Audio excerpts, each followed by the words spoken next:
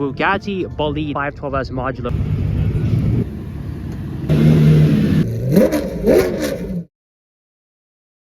Okay guys, welcome back to Six Cars. It's Sunday, the final day here at Monterey Car Week. It's bittersweet. We've had so many great adventures so far this week, but this is the big grand finale. It's the Pebble Beach Concours day. So this is going to be a big one, guys. It's going to be a long video. There's a ton of cool stuff to cover. It's probably one of the best spreads I have seen at any Pebble Beach Concours I've ever been to. So you guys are in for a real treat with this one. So of course, to stay up to date with everything, I will remind you to subscribe, like, comment, and share. So we're going to cover the entire event right now. We're going to go through the village, check out all the manufacturer displays as well. It's going to be a good one, guys. So let's jump right into it. Before we head into the Pebble grounds, actually, it's a great little display of JDM cars here. I have to shout these out. I absolutely love them. We've got the Mainz R34 GTR.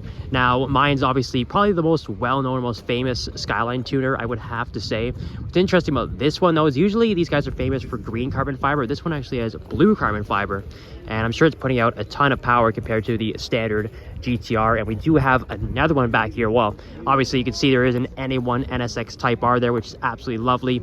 But here we also have a white one. I'm not sure if this is a Mainz tune as well, but this one has the standard black carbon fiber. It's not the Bayside Blue, the famous color, obviously, but it does look really good in white. There is that NA1 Type R. We have an LFA over there, which is absolutely lovely, and the going doors next to it, that would be the Mazda AutoZam AZ1. And this one does have the Mazda Speed rear wing as well, and it's obviously pretty famous for those going doors. And down below, we do have these Racing Heart wheels, which is quite period correct and suits the car very well. And blue seats in the interior. This is a very cool little quirky JDM car that probably a lot of people aren't too familiar with, but it's going up in value and they are always nice to see. And this is probably one of the coolest wagons as well, the Stagia, and it looks like the 260 RS variant, so it does have the Skyline GTR motor in it. And what's cool is the bumper proportions to the R34 GTR are almost identical, so it's very popular swap for people to actually put the R34 GTR front bumper on this, and you essentially have a GTR station wagon. This one does have Work VS wheels on it. It's also the Autech variant too, so you get a bit more aero parts as well and some extra bits and knobs. But that is just such a cool looking car. It's quite long as well, but hey, it's a bit of a sleeper and it's way faster than people think. And my mistake, I'm not even sure if I said it before because there was a crowd around it, but I have to point out the LFA, guys. Do you actually think Six Cars would ever pass up an LFA? I mean, this has always been my favorite supercar and probably always will be as well. So hey, maybe someday in the future this might be a Six Cars whip. I don't know how long that will be, but hey, we can always dream. But yeah, there's just so many little details. I know we've seen the LFAs a lot on this channel, so there's no real point in going into too much detail on them again, but just give you guys another chance to appreciate this car in all its glory. It's the design, the sound of it, the engine. I just love everything about the LFA. Guys, we've been trying to find this car all week, and now here it is on the final day. The Bugatti Bolide, the extreme hypercar that is built for the track. Now, there's so many interesting things to look at. Right off the hop, though, these little X lights here are fantastic. I do love this spec. I believe it's an actual tribute to the Type 35. It's light blue with this dark red carbon fiber on the bottom, but there's so many interesting details we can look at with the car. These little louvers here, obviously the roof snorkel, you know I'm a big sucker for that. That's a fine taste with that one. The shark fin that stretches all the way to the back of this massive rear wing, and we've got a crazy looking exhaust setup here. That is something that is very unique to the Bolide, I believe. The back is obviously great. Everything's cut up back here. I love it. You could just see the tires just exposed completely behind this amazing rear diffuser, also finished in that same dark red carbon fiber. But that is one of the wildest cars I have ever seen. And when Bugatti obviously already has wild designs, but when you tell them that they can make a track only car with no limits, this is what you get. Now, behind the Bolide, we have the final Chiron. This is 500 of 500. It's a super sport. You can already see how special this car is with all of these details. It's fading from dark blue to the classic French racing light blue. But if we get closer here, take a look at the wheels here. It actually says 500 of 500. The front wheel is dark and the rear wheel is light to obviously match the paint fade. But what's really interesting about this car is that you have all of the cities where Bugattis have been sold, or Chirons in general. And special shout out right under the door handle here, we do have Toronto, the hometown of 6 Cars. But we also have some blue carbon fiber accents here. I believe on the other side of the car is the rest of the cities. But we already know how special the Chiron Super Sport is. I've said many times, this is probably the best looking iteration of the Chiron in general. And there we go. We also have the rest of the cities on this side. I don't know if it's the same as the other one, but either way, it's such a cool little feature. There's Pebble Beach right there where we are right now, where this car has obviously debuted. But a great display here from Bugatti with the Bolide and the final Chiron number 500 of 500. Okay, what we're looking at here at the Mercedes booth is one of the most important and historical race cars of all time. It's a 1955 W196R, the Streamliner. You might be thinking this is a Le Mans sports car, but it's actually the only closed wheel Formula One car to ever compete in the Formula One World Championship. It was driven by the legend himself, the grandfather of Grand Prix racing, Juan Manuel Fangio. Now, the interesting thing about this car is that it should be going up for auction actually quite soon, and this could be one of the most expensive cars ever sold in the world. I think the estimates right now are somewhere between 80 and 100 million US dollars. So it's right up there with 250 GTOs and the original 300 SLRs. And obviously you can see it has that center seat position like your standard Formula One car, but everything is enclosed. And because they're racing at Monza, the Temple of Speed, it was because they wanted to get maximum top speed. So incredibly aerodynamic, and I mean, you are just staring at greatness right here, guys. And look at a classic Formula One car from the 50s compared to a new one. Basically looks like a road car. It's just a seat and a steering wheel and a shifter. That's all you get. But that is just incredible to be standing in front of this car. I'll try and get a back angle here for you guys as well. It's absolutely remarkable. That's all I have to say. Now, this is one of the coolest sections I've ever seen at a Pebble Beach Concours.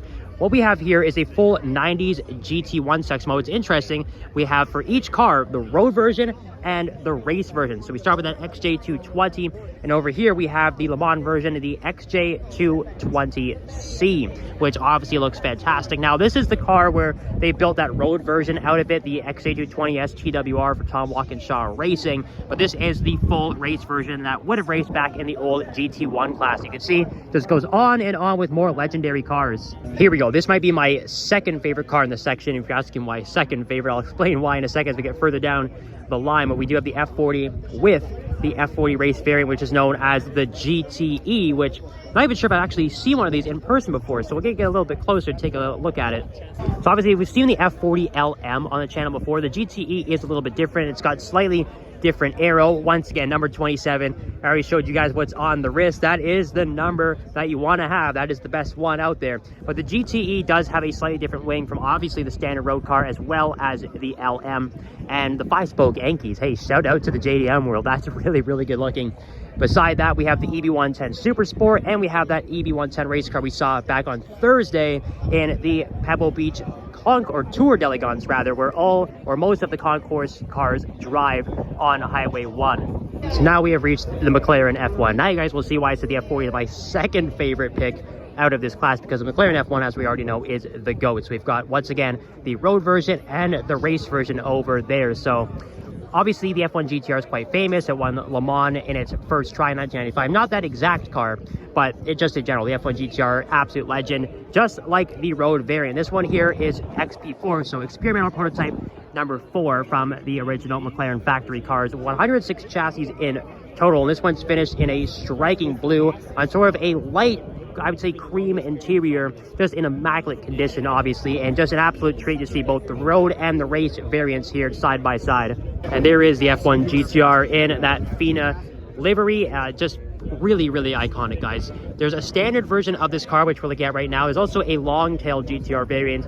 I personally prefer just the standard-looking McLaren F1s before they switched over to the long-tail, but to each their own. Either way, any McLaren you see is an absolute special treat. And once again, just to be able to see this in person is incredibly cool. And over here we have the 993 GT Coupe. Beside that, a 993 GT2, and we also have the CLK GTRs down there. So I know we've got a lot of CLK GTR content this week, but it's impossible to not look at them every single time you see them. And once again, it's incredibly cool that we have both the road and the race variant. So like I said, we've seen a lot of the road cars, so I'll take you over to the race car. We have a closer look at that one.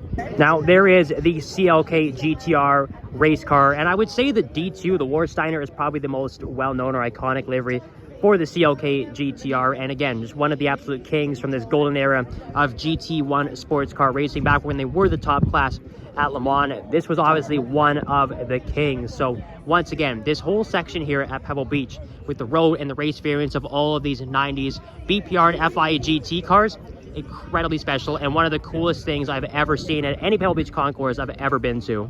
Okay, we have another CLK GTR race car here. It's absolutely ridiculous how many of these we've seen in 1 week because they are some of the rarest cars going. But this one I want to show you particularly because they've got the whole back section off here. You can see that naturally aspirated V12 in the back of this absolute monster. And it's crazy how big the back end is too. You can see it's all just one piece that pops off. It's sitting right there behind those people. And you can see all of the inner workings, all the mechanisms with the engine and the exhaust stretching all the way back and hanging over that rear diffuser. And we take a quick peek in the interior here and just have a look inside. Obviously it's quite gutted. It's extremely different what you would see on the road version. And I do like the livery on this too with the blue. It's obviously most of the ones you see are always silver. There are a couple black road cars as well, but this blue livery looks fantastic. Okay, we've walked our way over to the wedge-shaped concept cars, and these are some of the most ridiculous things you will ever see. Some of the most iconic concepts as well. We start with the 512S Modulo by Pininfarina. Now, obviously, you can see it's basically, it literally is a wedge. The category for this class is not sugarcoating it at all. So obviously, the tires and wheels are completely covered up, just except for that one little indent there. And what's interesting is it looks like it's a center seat position, but it's actually not. The seats are just so closely positioned next to each other. You have these massive side steps they have to crawl over to get into the car. I believe it's a completely opening canopy mechanism to get in and out of the car as well. Now the interesting thing is the car was not operational when it was first built, when it first debuted, but a private owner bought it, and it looks like they have slapped a V12 into it, which is absolutely insane, but really, really cool that they actually decided to get this thing moving and working. And even just the back of it, look at this, the like sort of half-covered wheels back there as well. What a wild-looking car. Now, this Mercedes-Benz C111 is rather interesting. Obviously, you can see it's a pretty radical design. It has to be to get into a class that is called the wedge-shaped concepts, but it's got the gull-wing doors, which are iconic to Mercedes. But the real interesting part of this car is at the back, where it has a rotary engine. I'm not even sure if there's another Mercedes that has a rotary engine. This one is obviously famous for that very reason. Inside as well, pretty interesting looking. It's not like a crazy concept like interior, but the exterior design is obviously rather unique, and the engine was clearly an experimental thing that never really worked out for Mercedes, but it's cool that they actually went ahead and did the rotary in this concept. This BMW Turbo concept obviously looks a lot like the M1. I'm not really sure if this is the original concept study for that car or not. It definitely has similar proportions, but obviously, again, more of a wedge-shaped design too, and this one does have the gull-wing doors, but inside it's a very period-correct interior. Like, have a look at this. It almost looks like an old video game arcade machine or something, or an old plane with all of these strange-looking dials and gauges on it. It's a very interesting design. It's always cool to see what these companies thought the future would look like with these crazy concepts. We have the wild-looking Plymouth XNR Ghia Roadster, which almost looks like an old Le Mans racer with that humpback behind the driver's seat, sort of like a Jaguar D-Type, which is quite wild-looking. And behind that, we do have another American car, the Chevrolet Aerovet, which has gull-wing doors. Once again, it looks like that really caught on after the 300 SL, but it does have a classic Corvette engine in it. Just the shape, that is what's really different about that one. Here's a car I've been wanting to see for a long time. This is the Lancia Stratos Zero from 1970. Obviously, a very early design of the original Stratos HF Stroller and the Stratos road car, but obviously I think you can see the most interesting part of this car is this opening canopy mechanism and the steering wheel that sits upright, almost like a lorry or just a large delivery truck. But look at the seats. They are so low to the ground, it's almost like a bed inside, and you've got these little levers on the side. Look at it, they power the windows. It's just unbelievably cool, and there's really not much room inside this car. All you have besides like out of the side windows, these tiny, tiny little pieces of glass on the side door, sort of like the McLaren Senna, just much lower and a lot harder to see out of. So the Stratos Zero is easily one of the coolest cars you will ever see in your life. And just have a look at the back of this. It's unlike anything else you will ever see in the world. And you've almost like got a bit of Sesto Elemento going on back here as well, with everything exposed out of that rear bumper. And even the design on the back is just so wild and so interesting. We got another Vector W8 here. This one is the twin turbo variant, and we've seen so many Vectors at this car week, with a lot of them going up for auction back at RM. But beside that is a car we definitely haven't seen before, the Honda Pininfarina concept. This one is known as the HPX. It says 1984 on the placard, but I remember seeing posts before we got to car, they were just unveiling this. Now, obviously it fits right in with the wedge-shaped class, and it looks like much like the Stratos Zero. I think the entire front end opens up, and look at that, the glass hanging over the rear trunk there. I just love all of these slitted parts right over the back end too. That is such a wild looking car. Well, there's a look inside the infamous low-res car. Now, obviously, you guys can see everything is see-through, and I didn't even know it actually seats 2 people, so almost like the Zinger 21C. Passenger sits behind the driver. The steering wheel is literally just a piece of metal. It's not even a wheel at that point. I don't even know how you could drive this thing, but it's pretty hilarious to see it here.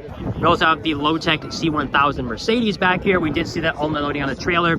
Unfortunately, I don't know what happened. It didn't make it on to the Tour d'Elegance. Not sure if it was having any issues, but we can actually get a little bit closer to it, and we didn't get to look at the interior earlier, which is actually all red, and there's not much going on inside. I think I pointed out the last time we saw it unloading, it's basically like a Group C road car. That's essentially what it is, and it's the only one ever in the world. This is the only one you guys are seeing right here with this C1000. It's a ridiculously cool design, and it's awesome that they included in this year's concourse. Now have a look at this one, the 1979 Aston Martin Bulldog. This one we did see drive by on the Tour d'Elegance. It's another wild wedge-shaped car. It does have a Aston Martin V8 inside. Got the spare tire tucked back in there, just in between either sides of those crazy big exhaust pipes. I do love the turbo fans they have fitted on this car. Obviously, very period correct.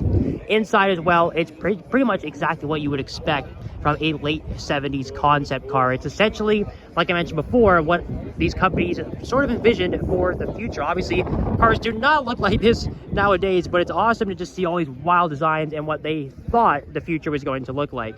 So another Cizeta V16T. We did see a blue one back at RM auction, but this one here is actually the prototype. It's got a nice white on red interior specification. But now that we have the back open up, I can actually show you guys the sideways mounted V16, which is just an incredibly unique engine. And the Cizeta, obviously the styling is incredibly close to a Diablo, just some extra weird little quirks here and there, but it is in 1988, so it actually came before the Diablo. But as you can see, very similar styling. Guys, take a look inside this Rolls-Royce. I don't know which world leader commissioned this thing, but looks pretty normal at the front, but it's all business in the back. Look at this. This guy basically has a bar in the back here. You've got all your glasses and the drinks go down there. You've got all the cups up here. I think that's a cigar holder down there. I'm not really sure, but look at the carpeted floors here. And I don't know if that's a very intricate telephone or not. I'm not even sure what that is, but have a look at all the wood grain that runs through that too. There's all these little Rolls-Royce badges everywhere. And look at the pattern in the little tray here. Wow, this is definitely one of those things you only see here at Pebble Beach. We saw this one driving on the Tour d'Elegance back on Thursday, the 250 GTO. Former most expensive car in the world before it was topped by that 300 SLR, but come on, it's still one of the best of all time. It's a classic shape, classic design, always good to see. A beautiful Miura SV here on the 18th green, and oh my goodness, this is just so lovely. Finished in a striking gold with silver accents on the bottom. I've never seen a spec like this on any Miura SV before. It's just obviously such an iconic car, probably the most iconic in Lamborghini's history, to be honest, with that rear engine and power plant, and just basically the birth of the supercar in general. Finished in gold too, that's a winner. Now, this is a really interesting class I didn't even know was part of the show this year. These are all of Queen Elizabeth II's Range Rovers. Obviously, you could see she definitely liked the sort of dark purple and burgundy look. They all have paint-matched wheels as well. But what's interesting is all of them, I won't look at all of them because they're quite similar, but the majority of these cars all have the back completely cut up and open. So obviously she could sit in the back for parades and events, wave to the crowds, that elegant royal wave she always had. And these are the cars that the Queen would have been sitting in for all of those parades and events. So much history just sitting here in this one class at the Pebble Beach lawn.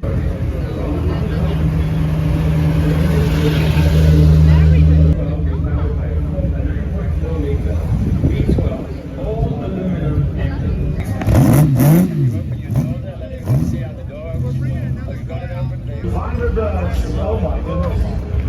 Hey, Jackson said we got different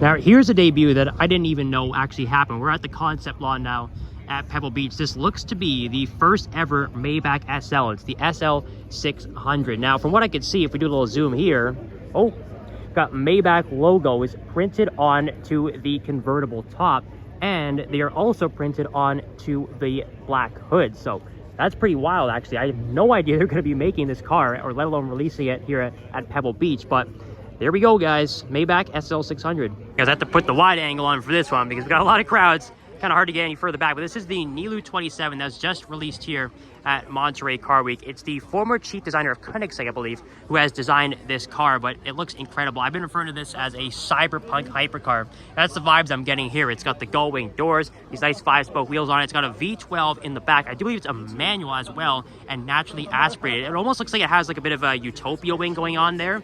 I really want to see this thing driving, so hopefully we can catch it towards the end, get a better angle of it, because that is one of the coolest looking cars I've ever seen here on the concept lawn. Look at this one on the concept lawn, the Aspark Owl. I've actually heard about this car online, seen some videos of it. Didn't even know they had an actual driving variant, or if they're even producing customer cars just yet. But it's a rather unique design. I'll try and get around to the back if we can, but it is really busy, so I can't really guarantee too much. But it is a pretty striking body style on this car. I think it's a Japanese company, but an Italian design house. And this is, there we go. That is obviously my favorite part of this car, is the back end. There's this weird Japanese, like, one-off supercar from back in the day called the Giotto Caspita. If you guys are familiar with that, I encourage you to look it up because it's a really cool car. But that is exactly what this active aero wing is reminding me of. It's a very interesting looking car, and I wouldn't mind if they built some customer versions of it. I think it's all electric, but the design is really nice. We've also got the new Tamario over there. That is a new spec. It's not the one we saw at the Quail, actually, but if you guys want to know more about that car and see the startup, I encourage you to watch my Quail video because it's a lot more in-depth look at that particular car. We have this weird, like, a hybrid 930 Targa as well, with a almost looks like an Apple Computers logo on it, or the old Apple Computer logos from the 80s. Also have that MC20 GT2 Stradale over there, which is a great looking car. Again, I encourage you to check out that Quail recap video on the channel for more information on that one. It's a really nice looking car. Maybe we'll actually get some driving footage of it today too if we catch it rolling out of the concept lawn. That's a pretty wild design on that turbo though. Here's some cool resto mods in this lineup here, but the one I really want to show you guys here, the Chimera 037. We saw these drive by in 17 Mile, obviously, so as they're driving, you can't really take a very good look at them, but as you can see, they're based on the old Lancia 037s. There's a few different specifications here, but what's really interesting is I think it's a 4-cylinder engine, but I believe it's turbo and supercharged, if I remember correctly. You have a look at the back here. It's such a clean looking design, and they've really done justice to one of the great rally cars of all time. My personal favorite here has to be the Martini livery. Obviously incredibly famous, and something that would have been on one of these original 037 rally cars back in the day. Well, you take your pick which one you like the best. It looks like some of them do have some extra options on them too. You can see the carbon fiber intakes here on the roof and the side. It looks really good looking, but I'm still picking the Martini livery. It's the end of car week and everything's coming to the Polo Fields all at once.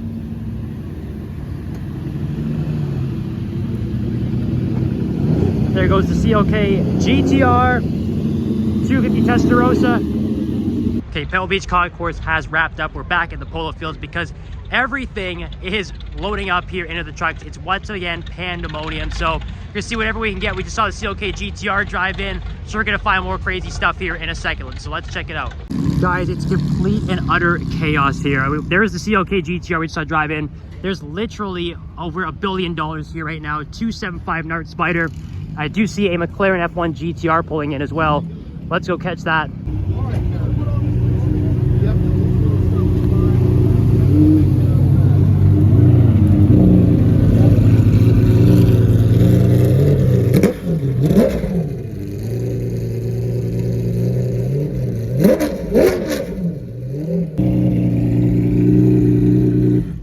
ridiculous. Unbelievable, that sound from the BMW V12. So happy we got to catch that. Wow. I'm just speechless, guys.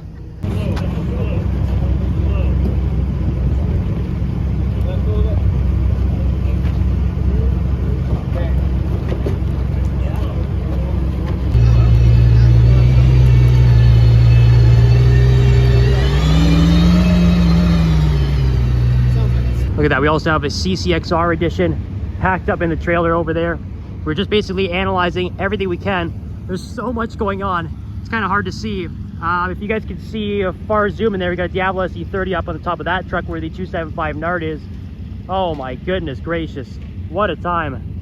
There goes the new coach-built Touring Superleggera.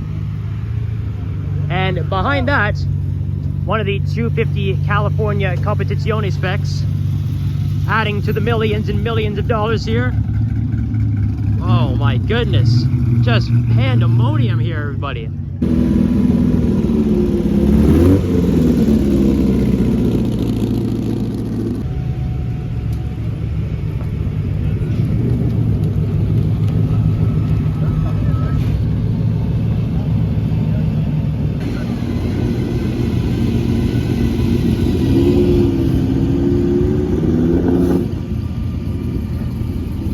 Goes the Code Zero.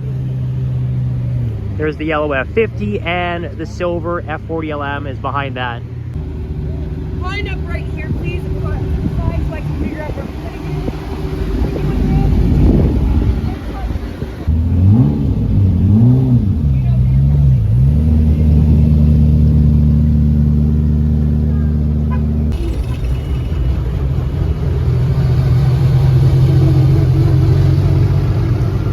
Here comes Queen Elizabeth's Range Rovers, all in a fleet as they should be.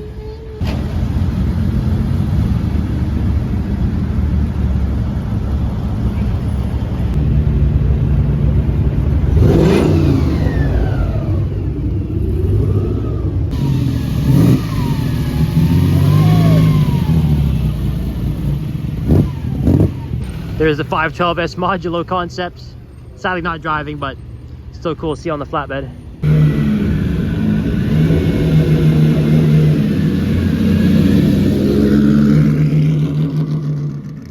Guys, honestly, I think that might be it for us. I mean, what can you say? Car Week is officially wrapped up, and that's the best way to do it, with the 250 GTO pulling into Polo Fields. Now, from my memory, well, this is my 5th time doing Monterey Car Week, and from my memory, I would say this could possibly be the best one. We pretty much have seen everything you could possibly want to see. Everything you could think of has been seen in the past 7 days. So I would say this is hugely successful. I want to thank all of you guys, as usual, for tuning in to all of the crazy content we've had here in Monterey and Carmel and the surrounding area.